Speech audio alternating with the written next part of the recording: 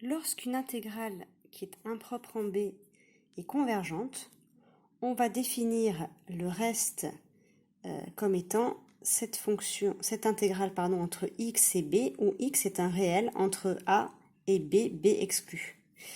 Ce reste va vérifier que la limite quand x tend vers b par valeur inférieure est égale à 0. Donc là, vous voyez à nouveau la similarité avec les séries. Alors, on attaque maintenant les intégrales de Riemann.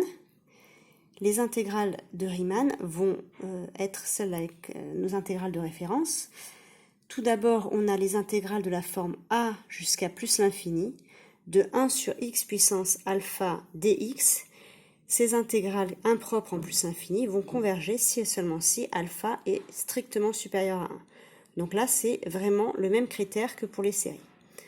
En revanche, si maintenant je prends toujours un réel strictement positif a et je considère l'intégrale impropre intégrale entre 0 et a de 1 sur t alpha dt, cette fois-ci, cette intégrale est impropre en 0 et elle va converger si et seulement si alpha est strictement inférieur à 1. Donc vous voyez qu'ici, selon que l'on regarde en plus l'infini ou en 0, les critères sont opposés. On verra un peu plus tard la nature des intégrales par changement de variable, c'est-à-dire celle de la forme b-t puissance alpha, impropre en b, ou t-a puissance alpha, impropre en a. Alors, j'attaque maintenant la section idées fausses sur les intégrales généralisées. Donc j'ai listé tout ce que vous pourriez avoir envie de penser et qui est faux. Donc d'abord, si l'intégrale entre a et b de f de t dt, qui est impropre en b, converge, on ne peut pas affirmer que la limite de f est nulle. Donc pour cette idée fausse, on a un exercice dans le TD, le dernier exercice de la feuille de TD, où on a une fonction dont l'intégrale converge, mais qui n'admet pas de limite en plus l'infini. Donc là, le problème, c'est effectivement que rien ne vous dit que cette fonction-là admet une limite. Alors si maintenant je suppose que la fonction admet une limite et que j'ai l'intégrale entre a et plus l'infini qui converge, donc l'intégrale impropre en plus l'infini, si elle admet une limite en... Attendez, je corrige. Donc ici il y avait une faute, c'était là, si f admet une limite en plus l'infini, donc si cette intégrale qui est impropre en plus l'infini converge et que f admet une limite en plus l'infini, alors par contre on peut affirmer que la limite de f est nulle. Bien sûr, c'est dans le cas où elle est impropre en plus l'infini. Si elle est impropre en une borne finie, il n'y a aucune raison que la limite en la borne soit nulle. L'hypothèse que f de t tend vers 0 en plus l'infini n'est pas une condition suffisante. On peut très bien avoir une fonction qui tend vers 0 en plus l'infini et une intégrale impropre en plus l'infini qui diverge. Par exemple, l'intégrale de 1 sur t, donc ça sera aussi, comme pour les séries, notre intégrale de référence. Cette intégrale qui s'intègre en ln de t diverge donc en plus l'infini et pourtant 1 sur t tend vers 0. A l'inverse, ce qui est nouveau, c'est qu'on peut avoir une fonction qui tend vers plus l'infini et pour autant avoir une intégrale qui converge. Si par exemple on considère la fonction 1 sur racine de t, elle tend vers plus l'infini quand t tend vers 0 et pourtant cette intégrale, on le verra quand on fera les intégrales de Riemann, on a déjà vu, les intégrales de Riemann. Ici, on est avec 1 sur t puissance 1 demi étant strictement inférieur à 1, cette intégrale va converger, donc quand on la regarde en 0. Donc vous voyez ici que on a, ici, vous serez assez convaincu du troisième point parce que ça ressemble aux séries, le fait que f de t tende vers 0 en plus l'infini n'implique pas la convergence. En revanche, ça c'est quelque chose de totalement nouveau, puisque dans le cadre des séries, on faisait toujours la limite en plus l'infini. Ici, on fait la limite en 0. Donc, encore une fois, j'ai une fonction qui tend vers plus l'infini en 0, et pourtant, son intégrale, qui est impropre en 0, va converger. On va voir maintenant la positivité de l'intégrale, qui est un résultat qui était connu lorsqu'on intégrait sur un segment. On voit ici qu'on peut le généraliser à des intégrales impropres. On va donc prendre un réel a, b qui peut être soit réel, soit égal à plus l'infini, et f, une fonction qui continue sur a, b ouvert. Si l'intégrale converge, l'intégrale entre a et b, et que f est positive, alors l'intégrale, la valeur de cette intégrale généralisée sera positive. De plus, si la fonction n'est pas la fonction nulle, l'intégrale sera strictement positive. Donc là, c'est ce qu'on avait vu dans le cadre d'un segment, la stricte positivité de l'intégrale. Ici, on peut la généraliser dans le cadre d'une intégrale généralisée. La contraposée de ce théorème, de la fin de ce théorème 6, la stricte positivité de l'intégrale, c'est le théorème 7 qu'on a déjà vu aussi dans le cadre des segments. Si f est continue et positive et que son intégrale est nulle, alors on peut affirmer que f est identiquement nul.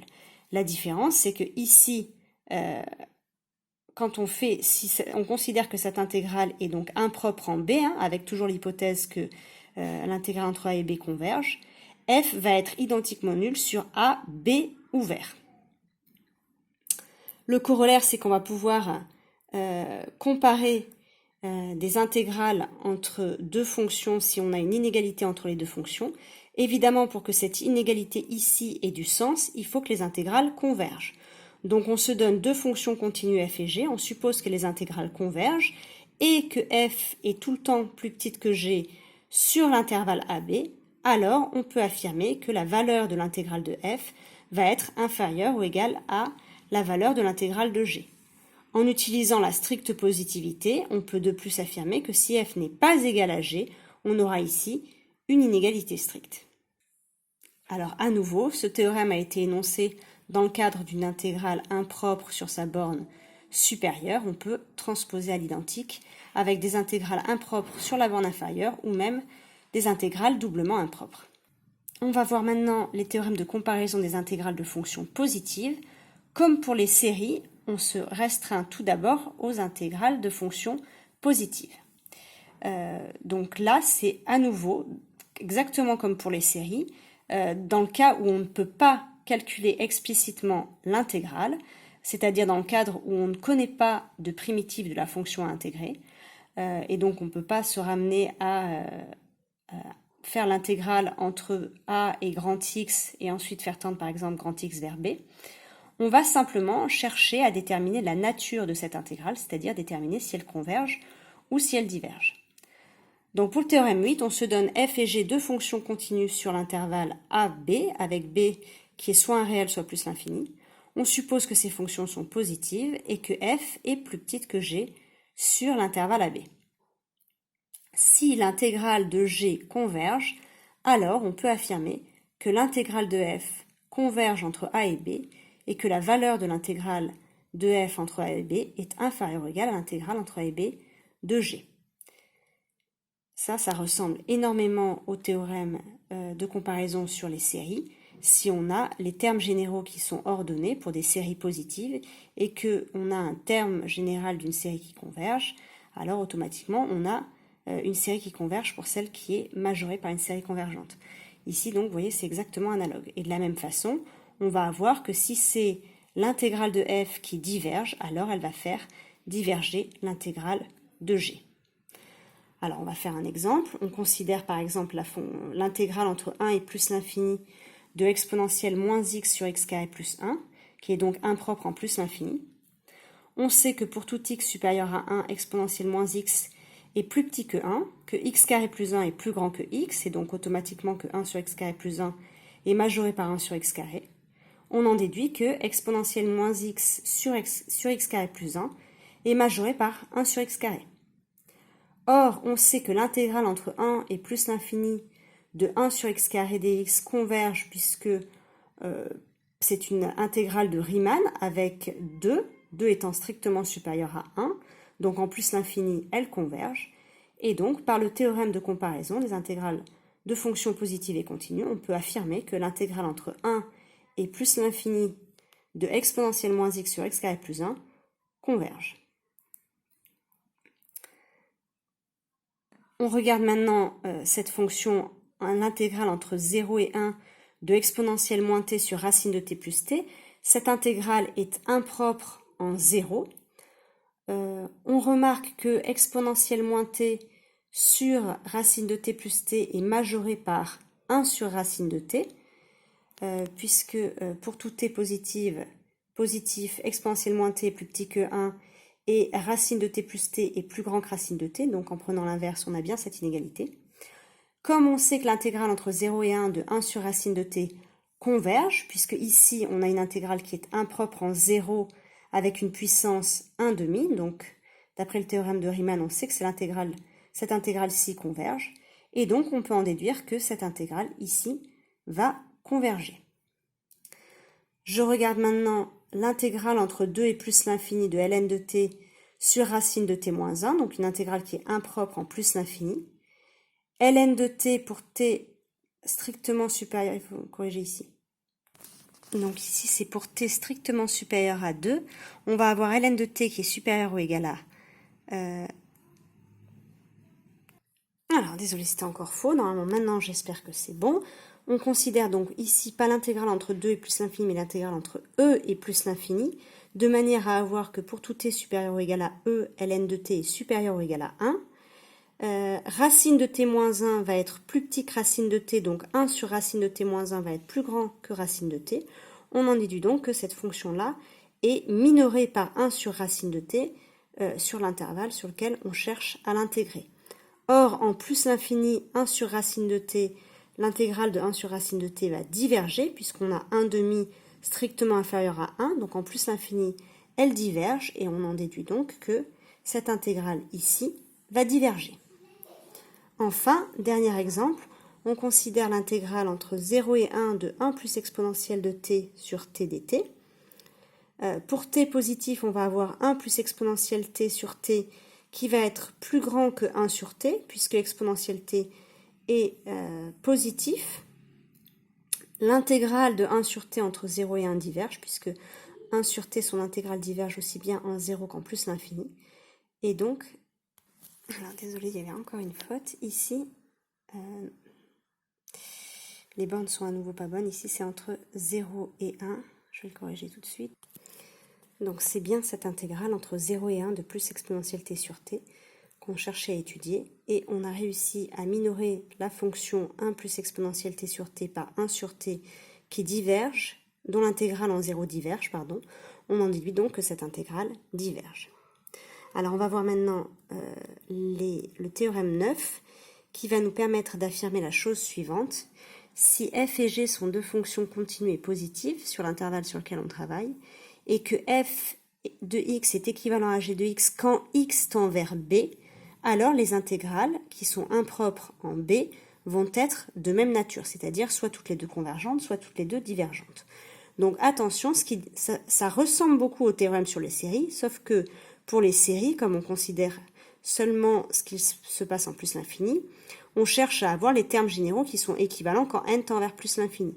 Ici, il faudra que les fonctions soient équivalentes quand x tend vers la borne en laquelle l'intégrale est impropre. Donc ça peut être l'infini, mais ça peut aussi être 0, 1, moins 1 ou moins l'infini.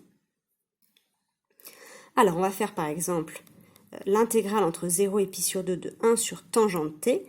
Tangente t est nulle en 0, donc 1 sur tangente t n'est pas défini en 0, donc cette intégrale est impropre en 0. On va donc chercher un équivalent de 1 sur tangente t. On sait que tangente t est équivalent à t lorsque t tend vers 0. On en déduit que 1 sur tangente t est équivalent à 1 sur t. Or, on sait que l'intégrale entre 0 et pi sur 2 de 1 sur t diverge, puisqu'elle est impropre en 0 avec alpha égale 1. On en déduit donc que cette intégrale ici va diverger. On regarde maintenant l'intégrale entre 0 et 1 de ln de 1 plus racine de t sur t. Cette intégrale est impropre à nouveau en 0, donc on va chercher un équivalent de sa fonction. Ln de 1 plus racine de t, lorsque t tend vers 0, ça va être équivalent à racine de t, puisque racine de t tend vers 0. On se retrouve donc avec ln de 1 plus racine de t sur t, qui est équivalent à 1 sur racine de t, puisque ça fait racine de t divisé par t. L'intégrale de 1 sur racine de t, qui est impropre en 0, est une intégrale convergente. On en déduit donc que cette intégrale ici va converger. Alors maintenant on va regarder des intégrales qui sont impropres en plus l'infini. On considère par exemple cette fonction ici, l'intégrale donc de t carré sur t carré plus 1 le tout au carré. On va avoir en plus l'infini t carré sur t carré plus 1 au carré. T carré plus 1, le tout au carré, ça va être équivalent à t à la puissance 4. T au carré sur t puissance 4, ça va être donc égal à 1 sur t carré. Ainsi, ce quotient ici va être équivalent à 1 sur t carré en plus l'infini. L'intégrale en plus l'infini de 1 sur t carré converge, puisqu'on a ici alpha égale 2, et donc on en déduit que cette intégrale ici va converger. Enfin, je considère l'intégrale entre 1 et plus l'infini de sinus 1 sur racine de t fois arctangente t dt. 1 sur racine de t va tendre vers 0 lorsque t tend vers plus l'infini, et on sait que sinus x est équivalent à x en 0. Donc sinus de 1 sur racine de t va être équivalent à 1 sur racine de t. On se souvient que la fonction arctangente, qui est donc la bijection réciproque de la restriction de tangente à moins pi sur 2, pi sur 2, arctangente tend donc vers pi sur 2 lorsque t tend vers plus l'infini. Pi sur 2 étant non nul, on en déduit que arctangente t est équivalent à pi sur 2 en plus l'infini, et on peut donc affirmer que sinus de 1 sur racine de t fois arctangente t est équivalent à pi sur 2 racines de t. À un multiple près, on reconnaît une intégrale qui est divergente, puisque 1 sur racine de t, son intégrale diverge en plus l'infini, puisqu'on est avec alpha égale 1 demi en plus l'infini. On en déduit donc que cette intégrale ici va diverger. On va voir maintenant le théorème 10 sur la prépondérance. Lorsque donc on se donne à nouveau deux fonctions qui sont continues sur l'intervalle a, b ouvert en b, avec b qui peut être égal à plus l'infini. Pour le premier point, on va supposer que f est négligeable devant g lorsque x tend vers b, c'est-à-dire que f est égal à un petit taux de g. Si c'est le cas et que l'intégrale de g converge, alors on en déduit que l'intégrale de f converge. Pour le deuxième point, on suppose que la limite quand x tend vers b de f de x sur g de x, c'est plus l'infini, et que l'intégrale de g diverge, alors on en déduit que l'intégrale de f diverge. Donc vous voyez que ce résultat ressemble énormément au résultat que l'on a énoncé pour les séries, à ceci près que, dans le cadre des séries, on a toujours b qui vaut plus l'infini. Si vous voulez, on est tout le temps en train d'étudier la limite en plus l'infini, que ce soit pour savoir si f sur g tend vers 0, enfin si dans le cadre des séries, si un sur vn tend vers 0, ou si le quotient tend vers plus l'infini. Ici, quand on fera le quotient, on cherchera la limite de f sur g lorsque x tend vers b, et ici, on fera à nouveau la limite quand x tend vers b. Donc il faut faire bien attention à ici cette histoire de limite, c'est ce qui complique les choses par rapport aux séries. On a à nouveau énoncé ce théorème dans le cadre d'une intégrale qui était impropre sur sa borne supérieure, évidemment. Ça se transpose très bien à des intégrales impropres sur la borne inférieure ou deux fois impropres. Comme pour les séries, on remarque que si la fonction est négative, on peut avoir le même résultat en considérant son opposé. Donc, à nouveau, le seul cas qui posera problème, ce sera le cas d'une fonction qui n'est pas de signe constant. Alors, on va considérer la fonction qu'on avait déjà regardée tout à l'heure et qu'on n'avait pas réussi à traiter dans son intégralité, à savoir l'intégrale entre 0 et plus l'infini de ln de x sur x carré moins 1. On a déjà vu que cette fonction, qui normalement est impropre en 0, 1 et plus l'infini, est en réalité faussement impropre en 1, puisqu'elle est prolongeable par continuité. On en déduit donc qu'elle est uniquement impropre en 0 et en plus l'infini. Donc on va chercher à déterminer la nature de l'intégrale entre 0 et 1. Donc là, on a choisi de couper en 1. Puis entre 1 et plus l'infini. Souvenez-vous, quand on a une intégrale qui est impropre sur sa borne inférieure et sa borne supérieure, il faut couper l'étude en deux pour déterminer la nature, savoir si elle converge sur sa borne inférieure. Donc on étudie une intégrale qui est impropre uniquement en 0, puis une intégrale qui est uniquement impropre en plus l'infini. Alors on commence par l'intégrale entre 0 et 1 de ln de x sur x carré moins 1. Cette fonction, donc qui a x associé à ln de x sur x carré moins 1, est continue et positive. Au voisinage de 0, x carré moins 1 va tendre vers moins 1, donc ln de x sur x carré moins 1 va être équivalent à moins ln de x. On en déduit donc que les intégrales entre 0 et 1 de ln de x sur x carré moins 1 et l'intégrale entre 0 et 1 de moins ln de x sont de même nature. On est capable de déterminer la nature de cette intégrale ici, en disant que la fonction qui a été associée moins ln de t admet une primitive qui est égale à ceci. Alors pour rappel, cette primitive, on la trouve en faisant une intégration par partie, en écrivant ln de t égale 1 fois ln de t. Et donc on en déduit que si on prend un x strictement compris entre 0 et 1 et qu'on cherche à calculer l'intégrale entre x et 1, eh bien on va réussir à trouver une primitive et donc à expliciter cette intégrale. On va trouver 1 plus x ln de x moins x. Quand x tend vers 0, x va tendre vers 0. Et x ln de x va tendre aussi vers 0 par croissance comparée. On en déduit donc que cette intégrale converge. On connaît même la valeur de cette intégrale, mais ça n'importe pas. Ce qui nous intéresse, c'est juste sa nature. Si elle converge, on en déduit que cette intégrale ici va converger. Autrement dit, dans le cadre d'étude de cette intégrale ici, on sait déjà qu'en 0, ça va converger. Il nous reste maintenant à regarder ce qui se passe en plus l'infini. En plus l'infini, on va avoir donc, on va comparer cette fonction ici avec une intégrale qui converge. Donc, pour ceci, je vais diviser par 1 sur x puissance 3 demi. Autrement dit, ça revient à multiplier par x puissance 3 demi.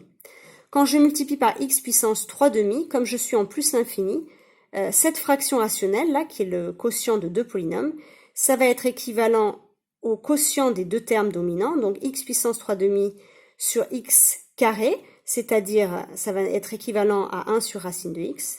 Donc l'équivalent de mon quotient, ça va être ln sur racine de x. ln de x sur racine de x quand x tend vers plus l'infini, par croissance comparée, ça va tendre vers 0. Et donc, j'ai montré que cette fonction, ln de x sur x carré moins 1, c'était un petit taux de 1 sur x puissance 3 demi.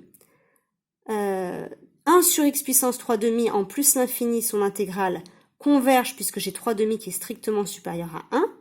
Donc, cette intégrale ici de Riemann va converger. Et comme j'ai montré que ma fonction ici était un petit taux de ceci, j'en déduis que cette intégrale ici va converger. Donc j'ai l'intégrale entre 1 et plus l'infini qui converge. J'avais déjà montré que l'intégrale entre 0 et 1 de ma fonction convergeait.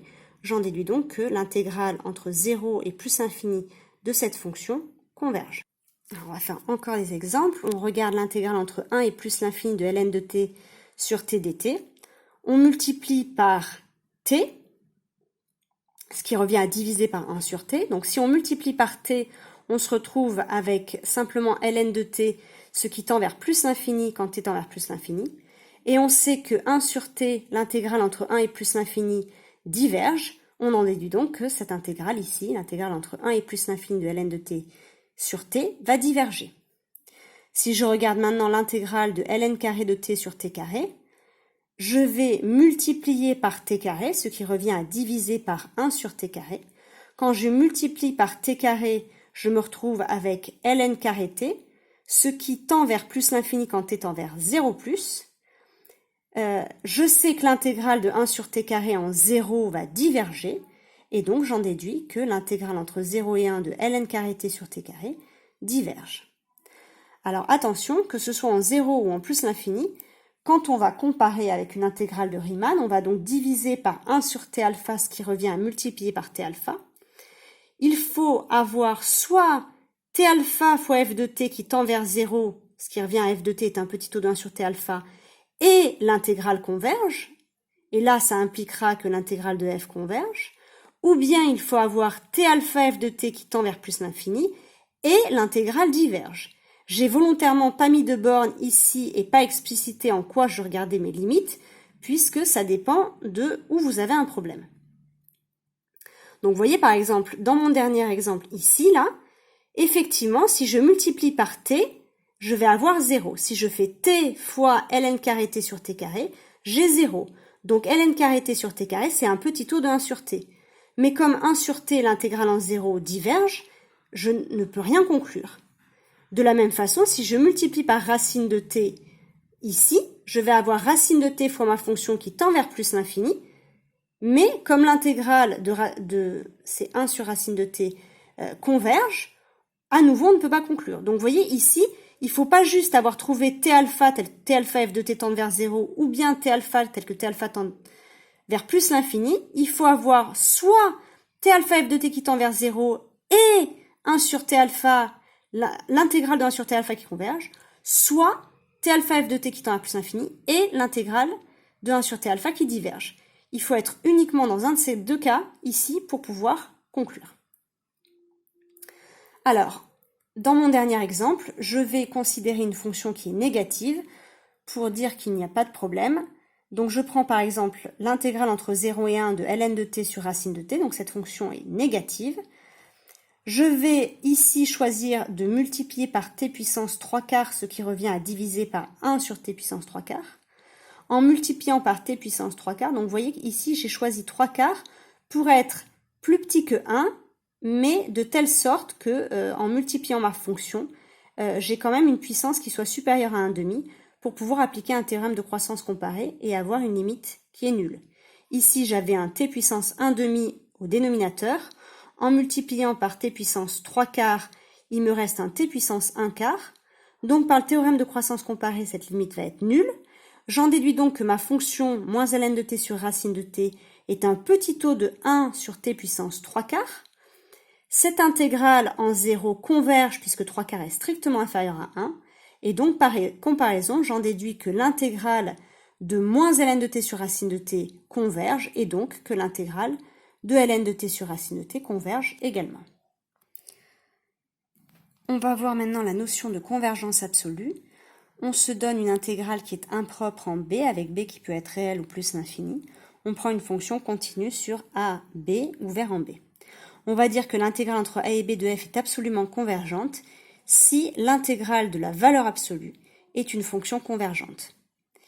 Le théorème 11 affirme la chose suivante: si l'intégrale converge en valeur absolue, alors elle converge. Autrement dit, si l'intégrale de la valeur absolue converge, alors l'intégrale sans valeur absolue converge. Et par ailleurs, je vais avoir cette inégalité triangulaire, à savoir que la valeur absolue de l'intégrale va être plus petite que l'intégrale de la valeur absolue. Donc pour montrer que si cette intégrale converge, alors celle-ci converge, on va utiliser exactement la même technique que pour les séries. On va donc supposer que cette intégrale impropre converge, l'intégrale de valeur absolue de f, et on va écrire f sous la forme f plus valeur absolue de f, qui est une fonction positive, moins valeur absolue de f. On va avoir donc cette fonction f plus valeur absolue de f qui est à la fois positive et majorée par 2 fois valeur absolue de f. Or, on a supposé que l'intégrale de valeur absolue de f convergeait, donc l'intégrale de 2 fois valeur absolue de f converge. On en déduit donc que l'intégrale de f plus valeur absolue de f va converger. Maintenant, j'ai f qui est égal à cette fonction ici dont l'intégrale converge, moins cette fonction ici qui, par hypothèse, dont l'intégrale converge également. J'en déduis donc que l'intégrale de f va converger, et même que sa somme va être du coup la différence des deux. Pour montrer la deuxième partie du théorème, à savoir l'inégalité triangulaire, on va encadrer la fonction f entre moins sa valeur absolue et sa valeur absolue.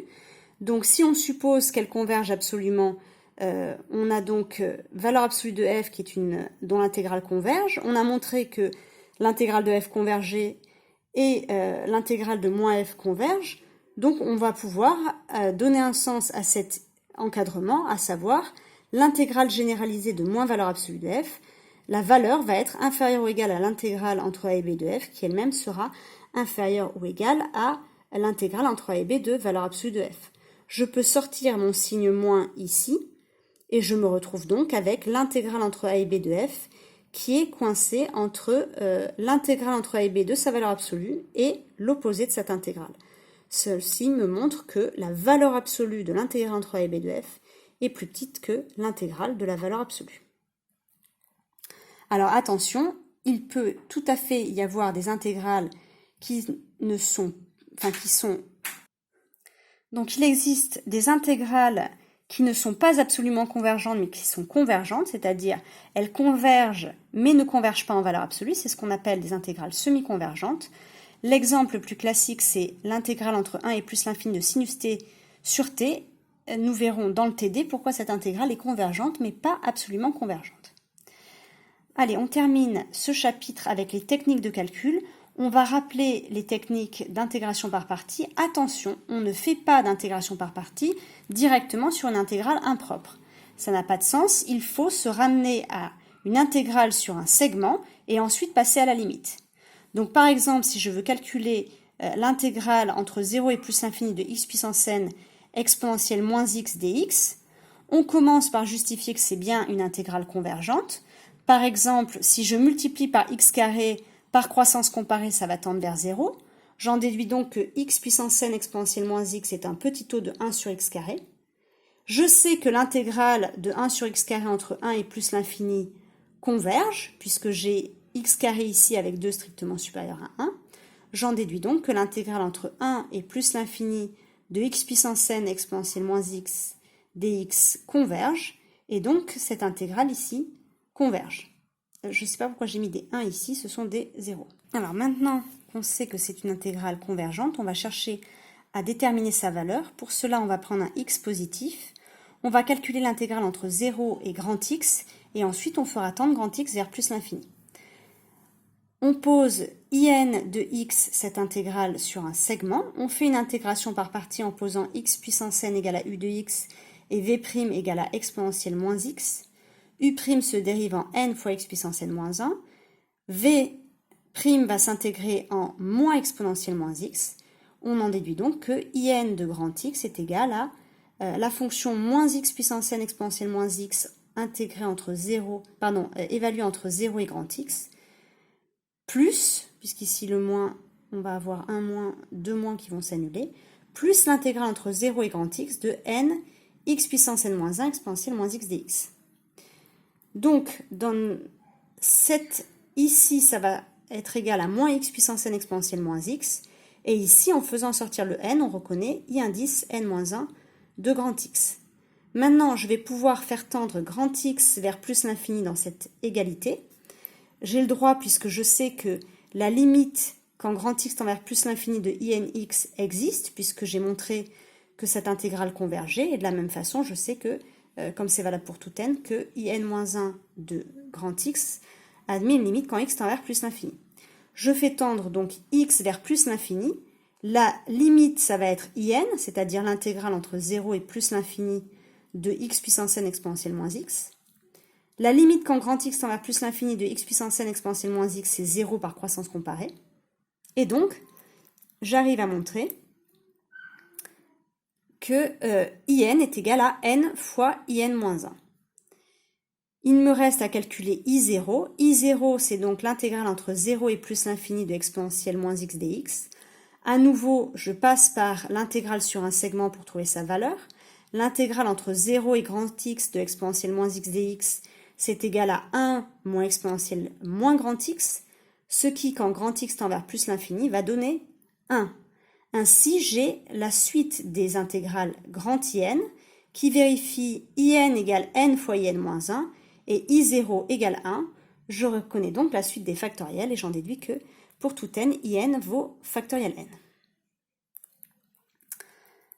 Alors, pour ce qui est du changement de variable, on va avoir donc le théorème de changement de variable dans les intégrales impropres, ce sera plus tard, ce sera un programme de deuxième année. Pour l'instant, nous, on va se contenter de se ramener à ce qu'on sait faire, à savoir, on travaille sur un segment et on fait un changement de variable sur le segment, puis on passe à la limite.